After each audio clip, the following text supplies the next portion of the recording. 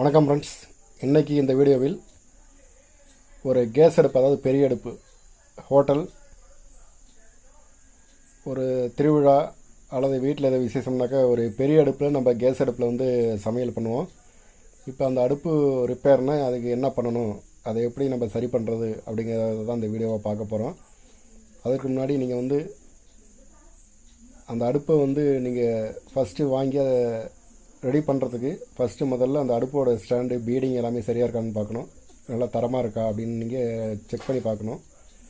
அதுக்கப்புறம் பார்த்தீங்கன்னாக்கா இது எல்லாமே கரெக்டாக இருந்ததுனாக்கா அடுத்தது அதில் என்னென்ன போயிருக்கு, பர்னர், அந்த காப்பரில் ஓஸ் போட்டிருப்பாங்க, அந்த சிலிண்டர்லேருந்து கேஸ் போகிறதுக்காக அந்த காப்பர் ஓஸ்லாம் சரியாக இருக்கான்னு செக் பண்ணிக்கோங்க.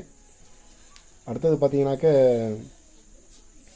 பர்னர் ஏதாவது அடைச்சிருக்கா, ரெகுலேட்டரு, சிலிண்டர்லேருந்து போகக்கூடிய ஓஸு இதெல்லாம் எல்லாமே நல்லா இருக்கான்னு பார்த்துக்குங்க. இதெல்லாம் தரவாக செக் பண்ணிக்கிட்டு அதில் என்ன ப்ராப்ளம் பார்த்து தான் நீங்கள் அந்த அடுப்பு ரெடி பண்ணணும். ஃபஸ்ட்டு அந்த அடுப்போட பீடிங், அந்த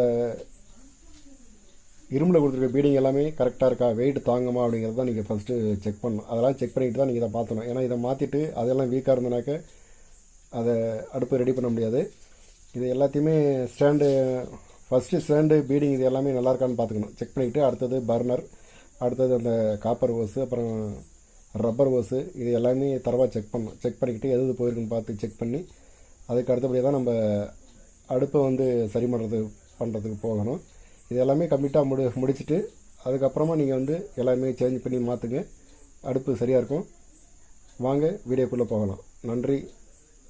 இந்த சேனலை இப்போ தான் ஃபஸ்ட் டைமாக பார்க்குறீங்கனாக்கா ஒரு சப்ஸ்கிரைப் பண்ணுங்கள், லைக் பண்ணுங்கள், மறக்காமல் பெல் பட்டனையும் அழுத்துங்க, கமெண்ட் பண்ணுங்கள். வாங்க வீடியோக்குள்ளே பார்க்கலாம்.